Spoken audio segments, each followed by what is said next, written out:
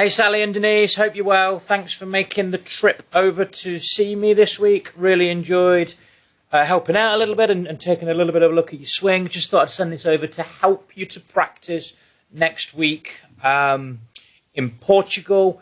And just one thing, Sally, what you feel is not real. That's the biggest thing I've learned to date. So let me run you through a few things. Firstly, when you start, you have 4 degrees of upper body tilt away from the target. That is really, really good. But we've measured that in 3D, and we know that to be 4 degrees. As we move this swing up to the top, you retain your tilt. And you still have, difficult to see in 2D, but we've obviously measured it in 3D, you still have 4 degrees of tilt of your upper body, which is really, really good. In transition, one of the things that you said immediately is this is where you've never been able to get the golf club onto a nice plane. You said this is where in the past you've always had a little bit of a steep swing and you've never been able to shallow the club as you wanted to. What we've found through using 3D, that's because a contributing factor to this is because of the tilt of your upper body in the early part of the downswing or the transition. If you transition with your knees and pelvis first, like in your other sports you play, you would tilt the upper body back a little bit more, this way. If you tilted the upper body back a little, it would help to plane the golf club on the downswing. What you actually do is you tilt your upper body, I'm not going to say toward the target, but you certainly don't increase the side tilt away.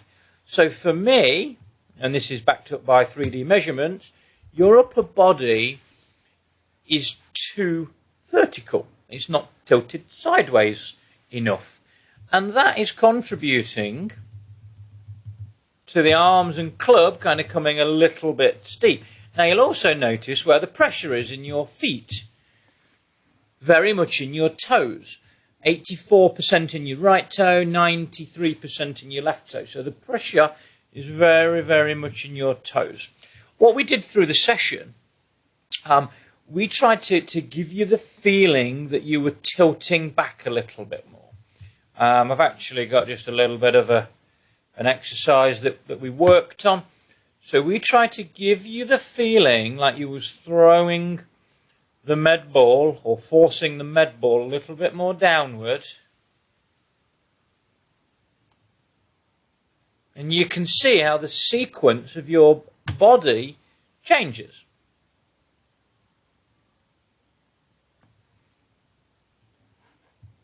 You can see a big difference there in the tilt of your upper body.